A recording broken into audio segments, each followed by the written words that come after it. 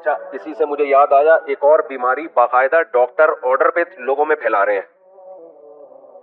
एक और गंदगी गिलाजत ऐसी है, बाकायदा डॉक्टरों ने ठेका उठा लिया है कि लड़कों को इस गंदगी में मुब्तला करना है। हया के खिलाफ बात है, लेकिन मजबूरन बोलना पड़ रहा है। मैंने इस टॉपिक पर मैंने बहुत एक आध दफा जिंदगी में बयान किया होगा, वो भी हल्का फुल्का, लेकिन एक बुराई बाकायदा ऑर्डर पे प्रोमोट की जाए, ऑर्डर पे फैलाई जाए उसको, तो फिर उसके खिलाफ खुल के बोलना मजबूरी है। बहुत से डॉक्टर आपको यूट्यूब पे नजर आएंगे जो ये जो लड़के हाथ से अपनी ख्वाहिश पूरी करते हैं, इसको प्रमोट कर रहे हैं बाकायदा। कोई नुकसान नहीं है, कह रहे हैं सेहत का दिन में 10 दफा करें, 15 दफा करें, कोई ना सेहत को नुकसान है। बहुत एहतियात ये कर लेते, कहते भाई मजहब के मामला तो उलमा से पूछो, लेकिन मेडिकली कोई नुकसान नहीं है, 10 दफा करो, 15 दफा करो, कोई नुकसान नहीं है। 100% गलत है। ये ऐसा ही है जैसे कल इन्होंने हमें अंडे छुड़वा दिए थे, अंडे की जर्दी कि कोलेस्ट्रॉल फैलता है। कितनी एक नस्ल अंडों से महरूम रही है, सफेदी में तो वो जायका ही नहीं है यार जो जर्दी में है। अब आपसे क्या शर्माना, सुबह 3 अंडे खा के बैठा हूं मैं अल्हम्दुलिल्लाह, अल्लाह के फजल से, आपकी दुआओं से।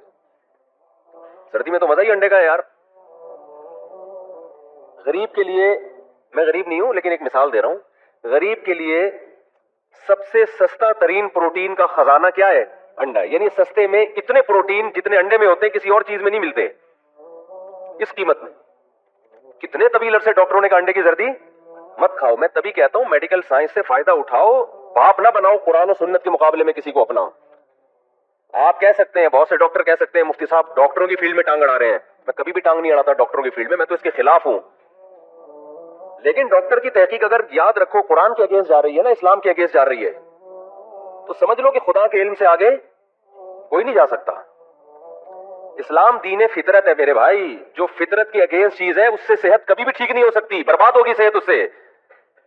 नेचर से बगावत कर रहे हो यार तुम, तो इन डॉक्टरों की तहकीकल बदल जाएगी, बर्बाद हो जाओगे आप लोग। मत करो वो काम जो अल्लाह उसके रसूल सल्लल्लाहु अलैहि वसल्लम ने मना किया। ये देखो, ये जो मैंने कुरान की आयत पढ़ी ना अभी, इस पे भी फिट होती है। अल्लाह क्या कहते हैं, अगर तुम अल्लाह से डरोगे ना, शरीयत पे चलोगे, अल्लाह तुम्हारे अंदर हक और बातिल को समझने की सलाहियत पैदा कर देगा। डॉक्टर मेडिकल साइंस पढ़ रहा है, इस्लाम पे नहीं चल रहा, इसलिए उसकी अकल उसको गलत गाइड करती है। मैं इन डॉक्टरों से पूछता हूं जो हाथ से अपनी ख्वाहिश पूरी करना, मास्टरबेशन कहा जाता है जिसको, उसको प्रमोट कर रहे हैं। आप अगर फिजिकली नुकसान देख रहे हो कि भाई जो लड़का दिन में 10 दफा भी करता है, कोई खून की कमी नहीं हुई, कोई कमजोरी नहीं हुई, तो फिजिकली इस तरह का नुकसान तो लड़कों से बदफेली करने में भी नहीं है। कोई बदबख्त आदमी लड़कों से बदफेली करे, मेडिकल टेस्ट कराओ तो कुछ भी नहीं आएगा उसमें, कोई वीकनेस नहीं आएगी। लेकिन सेक्सुअली वो बेड़ा गर्क हो जाएगा उसका। उसके जो हार्मोन्स जो सेक्स को कंट्रोल करते थे, जो सेक्स पैदा करने के लिए जो हार्मोन्स चाहिए, वो अल्लाह ने बनाए औरत के लिए है। वो जब सेट मर्द पे हो गया तो वहां किस काम का रहेगा वो जाके? उसकी डिजायर वहां थोड़ी पूरी होंगी। नहीं आ रही मेरा हाल बात समझ में? तो अल्लाह ने ये जो आपके अंदर सेक्स का जज्बा रखा है, ये हाथ के लिए रखा है या औरत के लिए रखा है? ये तो हाथ में आपने सेट कर दिया, उधर तो बेड़ा गर्क हो जाएगा आपका। ये पूरा एक प्रोसेस है कुदरती। इसमें कहीं भी आप कुदरत से लड़ने की कोशिश करोगे तो कुदरत आपसे इंतकाम लेगी। पूरा एक प्रोसेस है ये। नेचर के खिलाफ तुम लोगों को चला रहे हो यार, और बोलो 10 दफा भी करो कोई नुकसान नहीं है। नुकसान का ये मतलब नहीं होता कि मेडिकल टेस्ट करवाया तो ब्लड की कितनी कमी हुई है उसमें या कितनी हड्डियां कमजोर हो, वो तो नहीं होता। तो 20 दफा भी कर ले शायद कुछ ना हो। जो हार्मोन सेक्स पैदा करने के लिए कुदरत ने रखे हैं, जो औरत को देख के होते हैं, फिर उसकी तकमील औरत के मिलाप से होती है, खास प्रोसेस रखा है। आप उस प्रोसेस से हटोगे तो वो सारा हार्मोन्स का जो सिस्टम है वो ऐसी की उसकी ऐसी की तैसी हो जाएगी उसकी।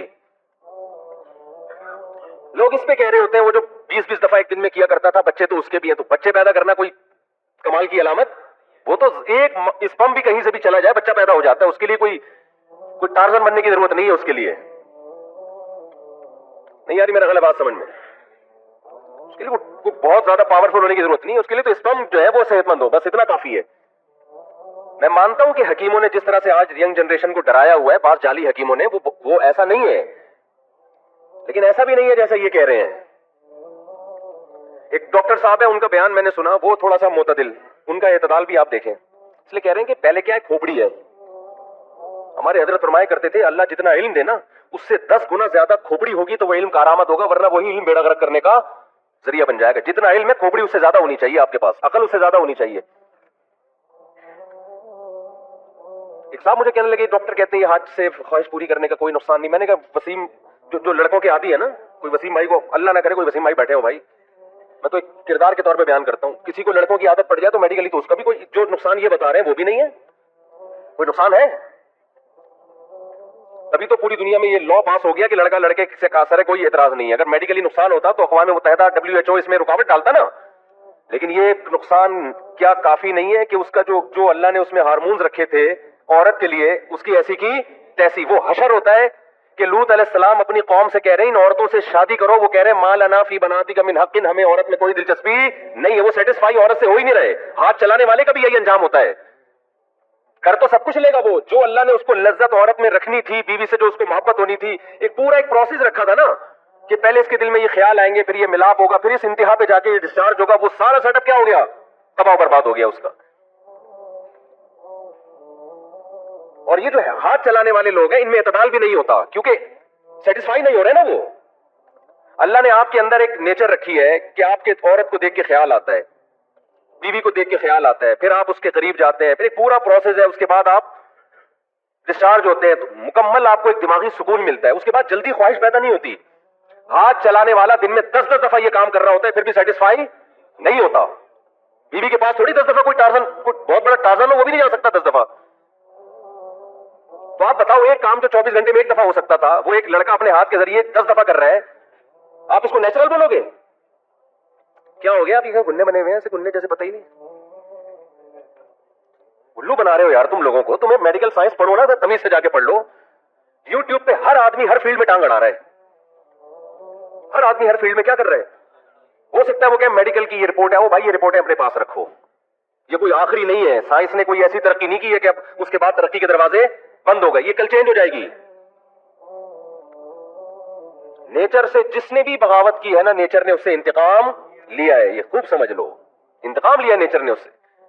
हाथ चलाने वाले को सबसे बड़ा अजाब उस पर यह होता है कि उसकी जो लाइफ है ना शादी के बाद की, वो जितनी खूबसूरत होनी चाहिए उतनी नहीं होती। मैं ये नहीं कह रहा बर्बाद हो जाती है, जो हकीमों ने डराया हुआ है।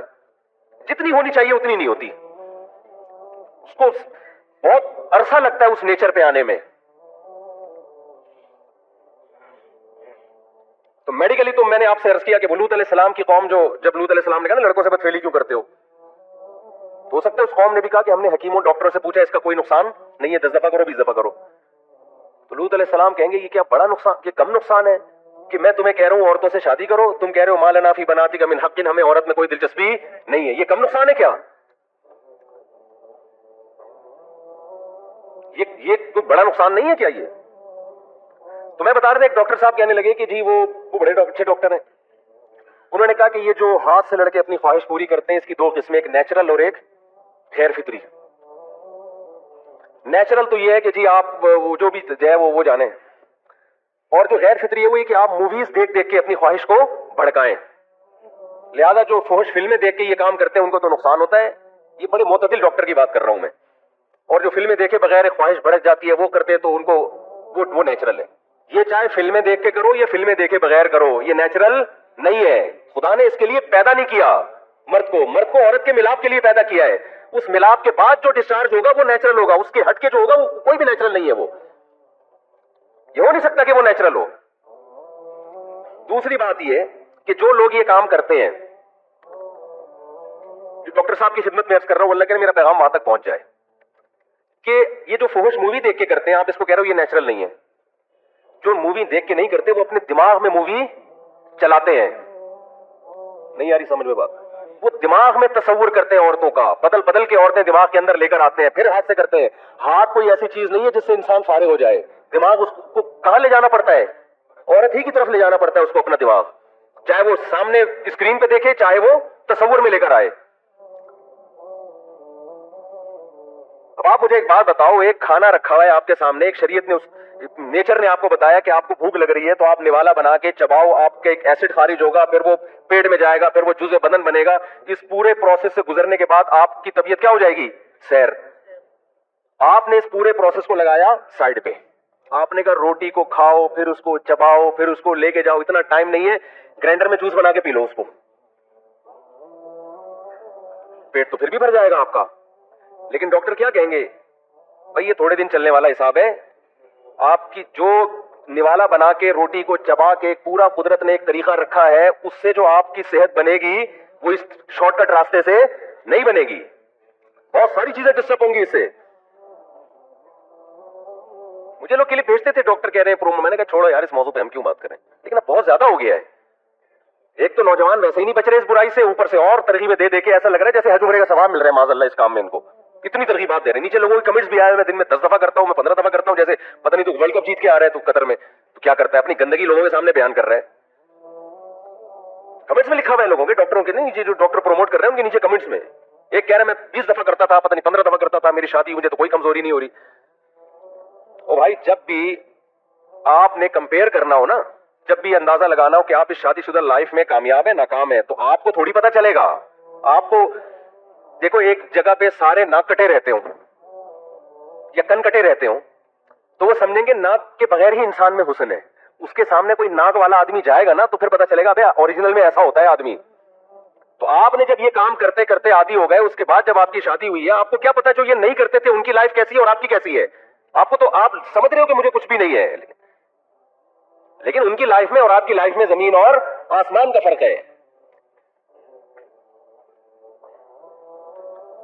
देखो, एक आदमी कहता है कि जी दाल में बड़ा मजा आता है, मैं दाल खाता हूं टमाटर डाल के बड़ा मजा आता है। लोग कहते हैं दाल मजे की नहीं होती। भाई दाल तो बड़ी मजे की है। तो उसे क्या तूने कभी बिरयानी या गोश्त और निहारी खाई है? कहेगा नहीं खाई नहीं। फिर तुझे क्या पता यार, तू तो इसी को समझ रहे सब कुछ। तू खा कभी निहारी, कभी हमारे साथ आ दिल्ली निहारी चल और नींबू नचोड़ेंगे उसमें और फिर तड़का लगाएंगे और फिर गरम गरम नान के साथ खाएंगे, फिर बताओ। फिर बोलेगा यार इसका अपना ही मजा है। बिरयानी बिरयानी करते हैं, बाहर मुल्कों में जाओ यार बिरयानी खाते हैं। और वो कभी भी आप कराची से बाहर निकलो ना, बिरयानी के नाम पे मजाक बिक रहा होता है मार्केट में। भाई तुम कभी कराची में आओ, हम तुम्हें देख की बिरयानी अपने खर्चे पे मैं इतने लोगों को नहीं खिला सकता। लोग फिर पड़ जाते हैं अपने फोन। कभी देख की बिरयानी पकेगी, देख की हो, रवाज डला हुआ उसमें, बड़े गोश्त की हो, रवाज के साथ हो और बासमती चावल हो, ऑयल कम हो उसमें, वो खाओ, फिर तुम्हें पता चलेगा कि पुलाव मजे की होती है या बिरयानी मजे की होती है। कह रहे पुलाव पुलाव पुलाव पुलाव पुलाव, टेंशन दी हुई है यार। तो ये जो आदि होते हैं ना हाथ चलाने के, शादी के बाद कहते हैं हमारे तो कोई फर्क नहीं है। तुम्हें पता क्या है कि जो नहीं करते उनकी लाइफ में और तुम कंपेयर को बैठा हुआ थोड़ी है कोई इंटरव्यू थोड़ी ले रहा है कि तेरे साथ क्या गुजरी और तेरे साथ क्या गुजरी। हाँ ये जरूर है कि जो खतरनाक अंजाम हकीम लोग, जाहिली हकीम, 2 नंबर हकीम बता रहे थे, वो नहीं होता। वो तो डरा देते हैं, वो तो ऐसा कर देते हैं कि लड़के शादियों से दूर भागना शुरू कर देते हैं। हालांकि इसका हल ही है कि शादी कर ली जाए ताकि इस लानत से जान छूटे। जितना जल्दी जान छूटेगी उतना अच्छा है। इसका तो हल ही यही है। तो इसलिए भाई जो ये काम करते हैं ना, तौबा करें, छोड़ दें इस काम। बाकी ये कि ये एक हकीकत है कि बहुत सारे नौजवान इसमें मुब्तला हो चुके हैं, पहले नहीं था ये। अच्छा, बास डॉक्टर ये कहते हैं कि ये काम सारे करते हैं। जो कहता है कि मैं नहीं करता वो झूठ बोलता है। ये भी डॉक्टर साहब आपको बदगुमानी है। ये ऐसा ही है जैसे किसी अस्पताल में आप कोई डॉक्टर रहता हो या क्लिनिक खोल के बैठा हो, जो आ रहा है पेशेंट है तो डॉक्टर समझेगा सारी दुनिया के सारे लोग क्या है, बीमार है। ऐसा नहीं है भाई, बहुत सारे सेहतमंद है। आप अस्पताल से बाहर तो निकलो। आज इसका रेशो बढ़ गया है। वजह उसकी है कि बालिग होने से पहले ही फोहश चीजें यूट्यूब पे और इन चीजों पे तो शहवत भड़कती है, निकाह करते नहीं है तो फिर इसी तरफ आते हैं। लेकिन बहुत से लोग ऐसे हैं जिनके घरों में दीन है, इंटरनेट पे कंट्रोल है, तो बाय नेचर इंसान की तवज्जो इस तरफ नहीं जाती। ऐसा नहीं है कि किसी नौजवान को खुद से ख्याल आए, या तो दूसरा उसको इस लत पे लगाएगा या वो फोहश फिल्में देख देख के अपनी ख्वाहिश को बेतहाशा भड़काएगा। वरना बाय नेचर किसी नौजवान की तवज्जो इस अमल की तरफ नहीं जाती है। उसकी तवज्जो जाएगी बाले होने के बाद औरत की तरफ, जो कि नेचुरल है, उस तरफ तवज्जो जाएगी जिसका हल इस्लाम ने रखा कि भाई निकाह करा दो इसका। तो इसलिए अपनी आखिरत की भी फिक्र करो और अपनी दुनिया की भी। अपने हार्मोन्स की जो सेटिंग है ना, उसको आना तिरछा करने की कोशिश जिसके लिए रखा है उसी पे रहने दो।